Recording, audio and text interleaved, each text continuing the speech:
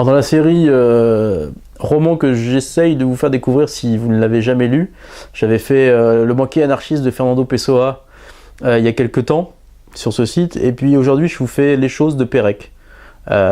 C'est certainement un des plus grands livres qui a été écrit sur la société de consommation.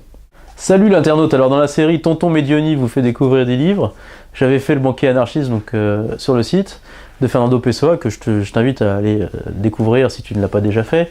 Et aujourd'hui j'avais décidé de te parler des choses de Pérec. Alors Georges Perec a écrit ce petit récit finalement qui est l'histoire d'un couple de classe moyenne qui a envie de consommer, envie de s'acheter des choses finalement. Et à l'heure où on parle de l'ouverture des magasins le dimanche, est-ce qu'il faut ouvrir ou pas ouvrir, est-ce qu'on peut rester une journée sans consommer, finalement l'analyse à la fois sociologique, littéraire, romanesque et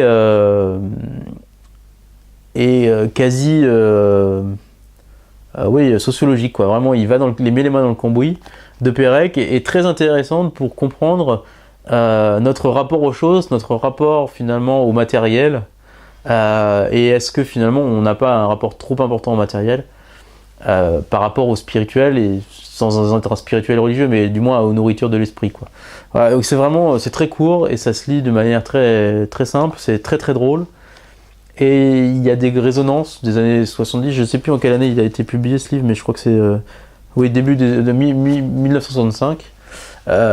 Et en fait, il y a une résonance avec la société de consommation qui était critiquée à l'époque et ce qu'on peut aujourd'hui ressentir dans la société de consommation, où il y a quand même des gens qui sont capables de dormir devant une boutique Apple pour obtenir le dernier iPhone 5 en premier. Je ne sais pas quel est l'intérêt, mais en tout cas, il y a certainement y en avoir un.